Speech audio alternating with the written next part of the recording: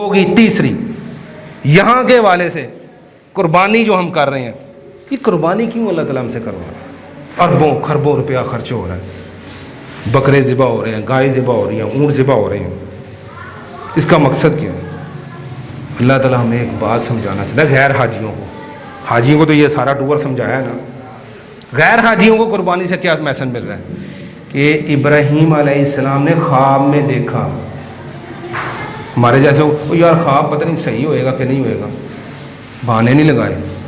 اور بیٹے کے آگے رکھا تو بیٹے نے یہ نہیں کہا ابا جی دھیان نہ دیکھنا جی کہتے صحیح آواز بھی آئی کہ ایویں کوئی آ گئی ہے، وہ ایویں تمہیں وہم ہی نہ ہو گیا ہوگا کیوں من مروان لگے ہو؟ انہوں نے کہا ابا جی آپ کو خواب آ گیا، اللہ کا حکم آ گیا ہے،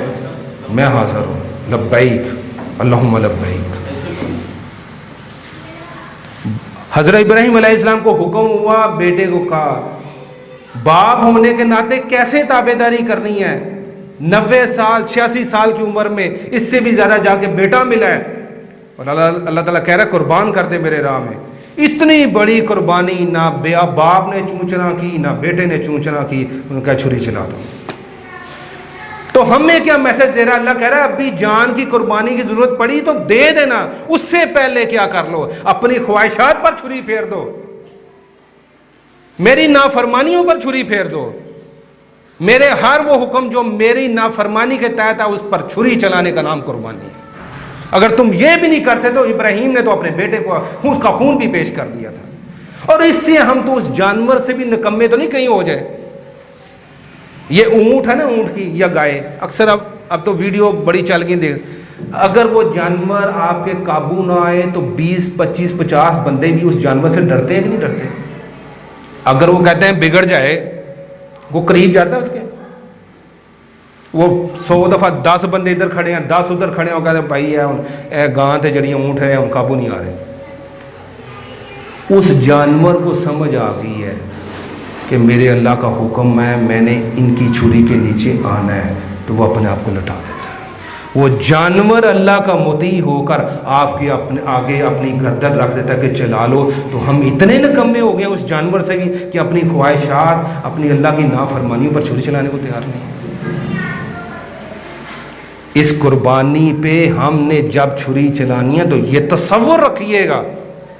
مال کی، جان کی، اپنی خواہشات کی، اپنی اولاد کی، اپنی بیوی کی، اپنے رشتہ داروں کی، اپنے معاملات کی، ہر چیز کی، عقائد، عبادات، معاملات، اخلاق، ہر چیز جو بھی اللہ کے حکموں سے ٹکرائے، جس طرح اس جانور پر چھری پہ کر اس کو ذبح کر دیا، آج اس کو ذبح کرتے ہیں۔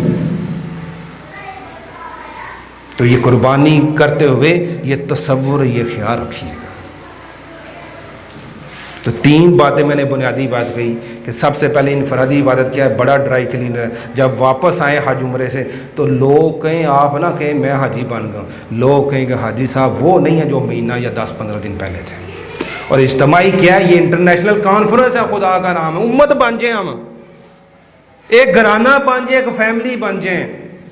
جو 1 سال بعد وہاں پر ہمارے حکمران کٹھے ہوں اور پوری امت کے مسائل کا پوری 1 سال کی پلاننگ دے دی جائے کہ پورے سال، پچھلے سال کیا مسائل تھے، ان کا حل کیا ہے، اور آئندہ جو مسائل درپیش ہوں گے اندرونی امت کو اور بیرونی جو کفار کے ساتھ معاملات کیسے کرنے ہیں، ان کی پوری ایک لائحہ عمل پورے سال کا طے ہو جائے۔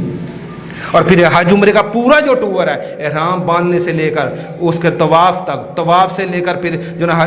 مقام ابراہیم کے نوافل، اس کے بعد آب زمزم، صفا مروہ، بالوں کو کٹانا، منع، مزدلفہ، عرفات، قربانی، طواف زیارت، طواف وداع، ایک ایک چیز مجھے پیغام دے رہی ہے کہ میں نے اس سے حاصل کیا کرنا تھا۔ اور پھر وہی حال ہوگا کہ حج مبرور کہ ماں کے پیٹ سے پیدا ہوا، لوگ گوائیاں دینی شروع کر دیں۔ اور قربانی غیر حاجی کو کیا کا مقصد ہے کہ جس دن اس جانور کے گلے پر چھری چلانی ہے تو یہ تصور کر لیے کہ میں نے اللہ کے ہر نافرمانی والے کام پر چھری چلانی، اور سب سے بہترین قربانی دینی ہے۔